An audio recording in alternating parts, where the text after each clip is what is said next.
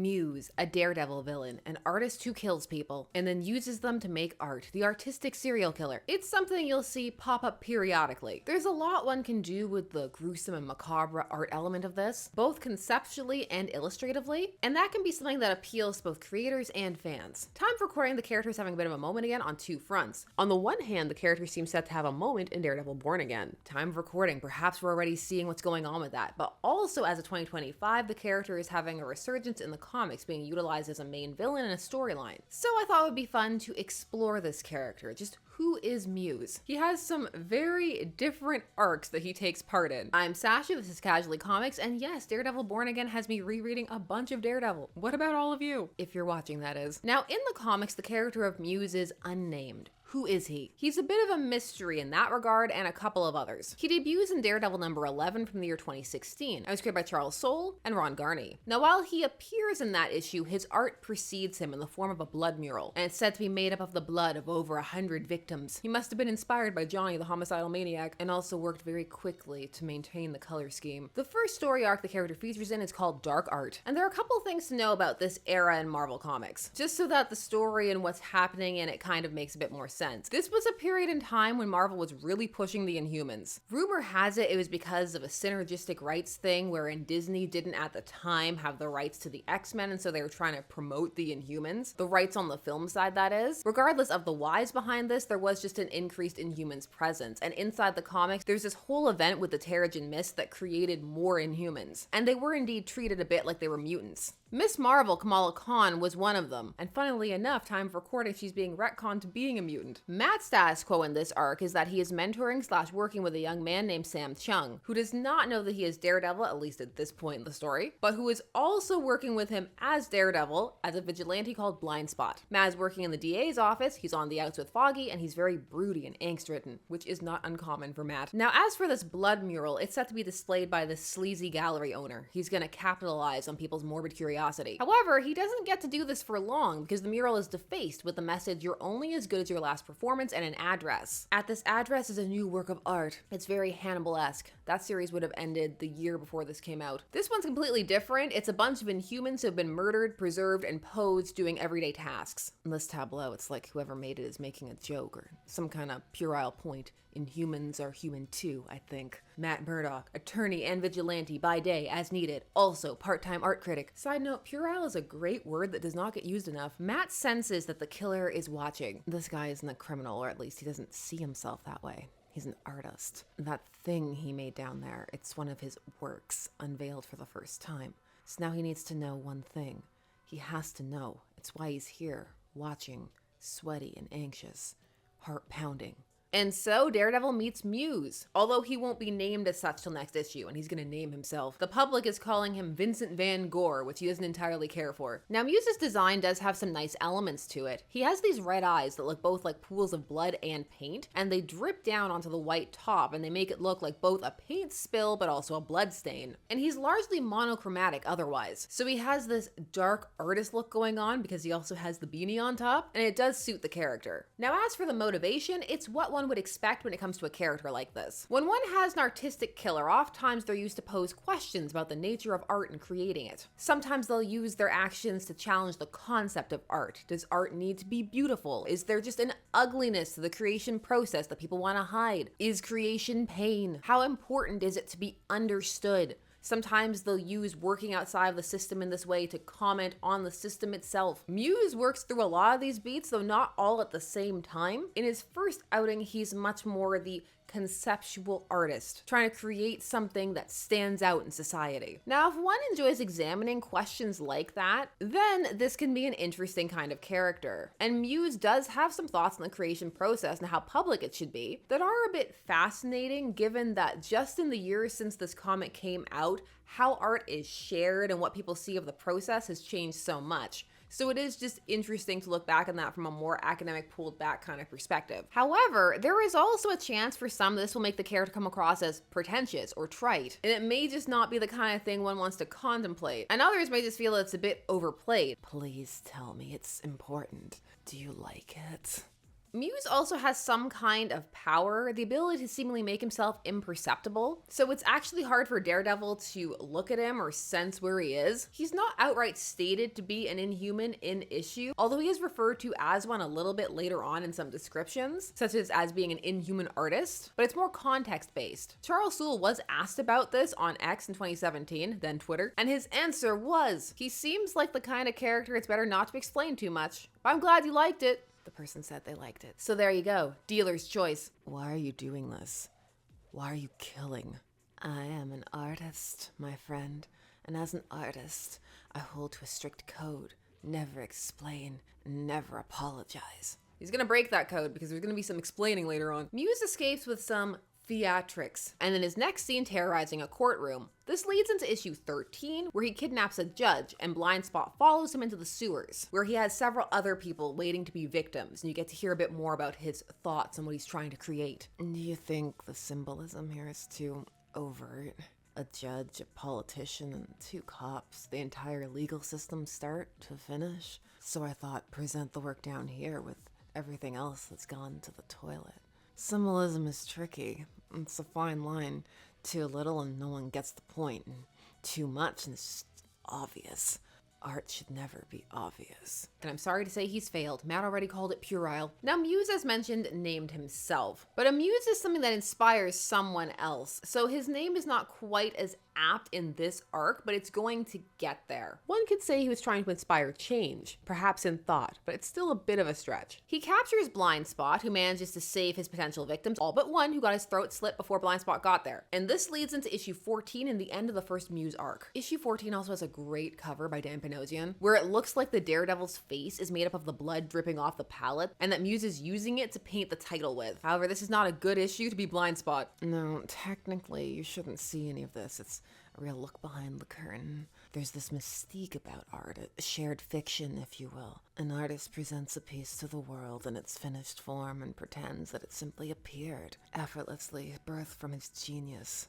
Both artist and audience prefer to believe that's the truth. Not anymore, Muse. Times are changing. It's nice to think that the really good creators have some direct connection to the divine, but it's a lie. In reality, it's hours and hours of missteps, frustrations, and bad ideas that get sliced away to reveal some kind of truth. It's never easy. In fact, it's agony.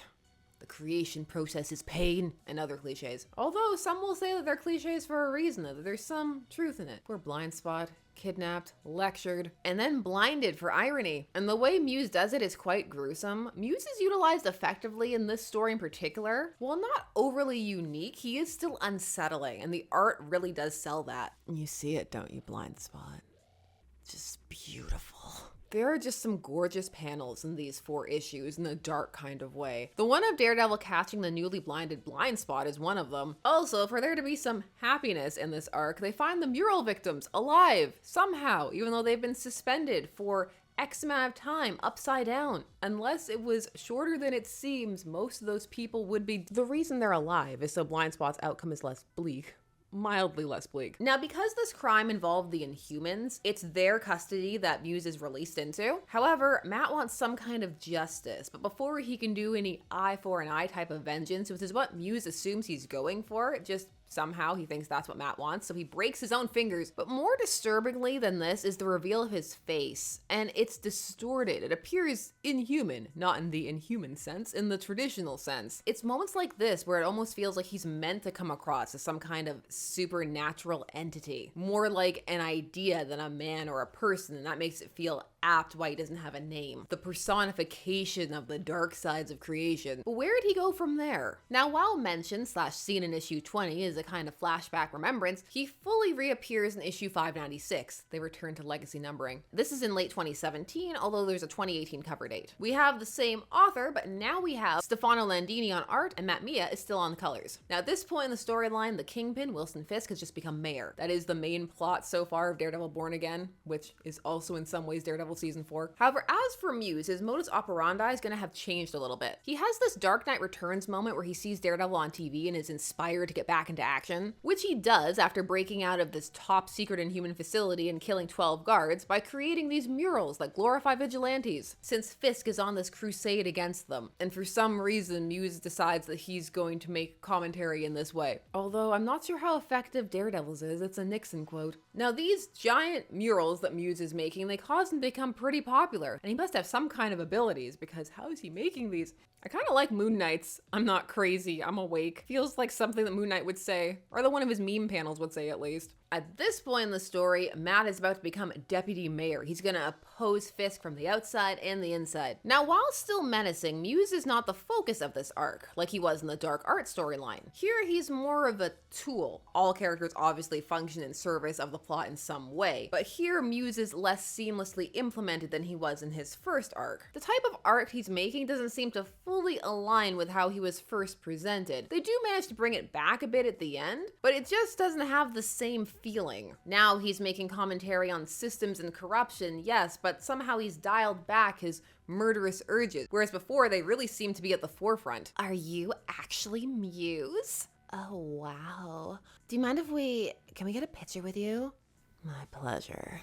Wait, this looks weird. That's that imperceptibility again. It is kind of cool. Muse ends up trying to murder these women before being stopped by police and then murdering them and then leaving them at the feet of this Punisher mural, which Kingpin is able to leverage as fuel for anti-vigilante sentiment. That's Muse's role in this story, to fuel tensions in the main plot line surrounding Fisk to lead to the confrontation between Daredevil and him. Meanwhile, his storyline ends up culminating in a showdown with Blindspot, which in some ways does feel apt because they were the ones who had the bigger confrontation in his first arc. Blindspot lures him out by defacing his Daredevil mural. Come and get me. All right. Whee! I know it's meant to be dramatic, but I laugh every time. Daredevil 600, legacy numbering, is the final showdown between Blindspot and Muse. And now they go into what Muse's motivation is this time. He's captivated by vigilantes. He was inspired by seeing Daredevil. So there is an attempt to evolve him a bit, because it would have been very one note if he just broke out and then did the exact same things as his first arc. However, he's also falling into the fictional artist trope where he needs to do all art and represent all the ideas one could think of about art as the story needs him to. Miles will vary as to whether this feels relevant or heavy-handed. Why? You know why, Blindspot.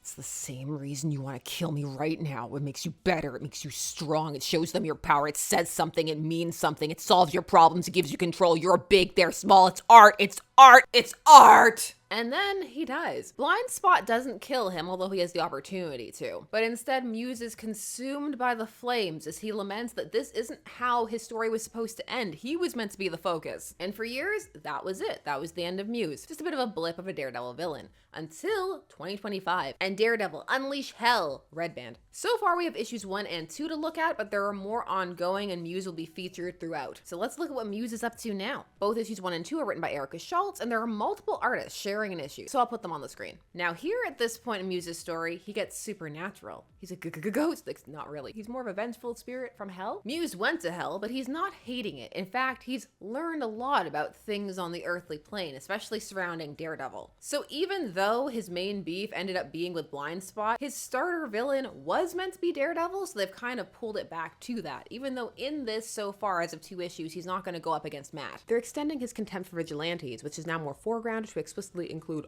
all of them. These stories play more into his namesake as an inspiration point, rather than him either being vaguely inspired by society's decay. Muse was fairly conceptual outside of the artist who kills to make art mandate. In these stories, they play up the idea that he was frustrated that nobody really got his art, but still feels compelled to make it and can identify with people who feel the same way. It also plays into the idea that art is something that comes from the soul. I always suspected, but never knew until now, what happens when a creative soul is rejected. When the establishment tells you you're not good enough, it kills you inside, and part of your soul dies.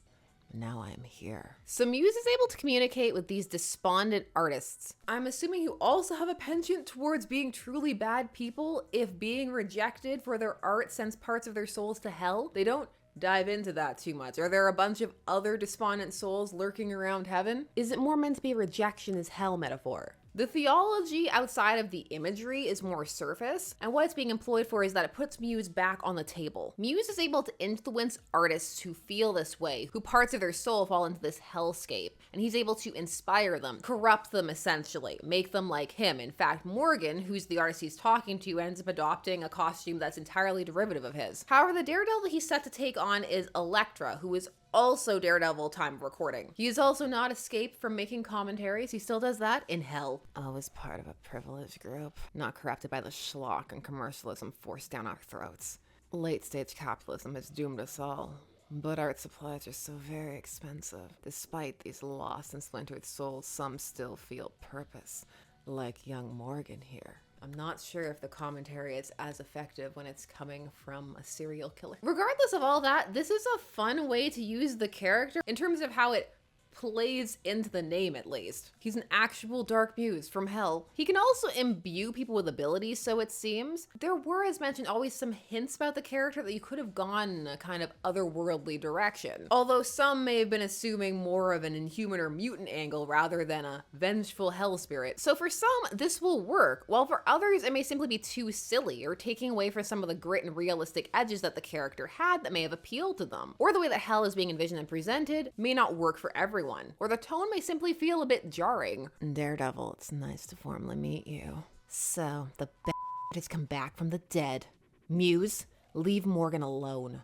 You are not here under duress, are you, Morgan? Not at all. In fact, I think I'm ready to take the next step in this apprenticeship. Overall, despite this being Red Band and promising all this gore and maturity, there's just something less menacing overall about this presentation. There's almost a caricature-ish element to it. It could almost come across as mocking the idea of being a mad artist. One will have to wait and see, there's more to come. But that's where Muse is and who Muse is time of recording. Muse does have some strong points, though perhaps not the most longevity as a recurring character. The killer artist can be used to great effect. You can get some disturbing visuals, unsettling storylines, but if overused, that effect wears off, and there can be a danger of rendering the character pretentious or gimmicky as a result. The first arc does achieve a truly unsettling Muse, and a lot of that is owed to the art. At times during those early days, Muse looks downright scary. However, Muse shifts as he's utilized in his second appearance as more of a driver/pawn to be used by Fisk in his war against vigilantes. There is an abstract way to think about that as to how art can be utilized to shape public opinion and what is art. Is it murals? Is it memes? What is it? So there are things to ponder, but that's more abstract and conceptual, and potentially not what the story was going for, though maybe it was. It does work with the character, but he does again feel less menacing than that first outing, and it's a bit of a departure from the unhinged killing for art and breaking one's own fingers. Sassy murals, even ones with several corpses at their feet, feel a bit like a downgrade. Almost like he was de-escalating rather than the escalation one would expect with a character like that. Almost as if the arcs were flipped, even though from a narrative purpose from Daredevil's perspective, the order they play out and they have to play out in for the story to make sense. But from Muse's character standpoint, it does feel more like he should be getting more unhinged over time. Now the third Muse outing feels like something else entirely. It does draw from his first appearances and even references them with handy-dandy editor's notes. But despite chilling out in hell and seeking to corrupt the fallen, Soul Muse does come across as a bit cartoonish. The red band nature of the issue does not elevate it, and there's a bit of a schlocky element to it at points, although there is also some good imagery, such as the cross that's made out of the limbs. Although that being paired with Elektra, it does feel like it would land harder next to Matt, given that more people associate / are familiar with Matt's faith and his relationship to Catholicism. This concept does feel that it could play very strongly with Matt. Perhaps he'll come into the story more later on, because there's just something there. Matt having to fight someone from hell whose desire to create murderous art reached up from the depths of the afterlife, someone who he also has a history with. You could also play upon some of the earlier themes outside of the religious elements, such as how Matt couldn't really perceive Muse, just as he couldn't really understand his art, and Muse was seeking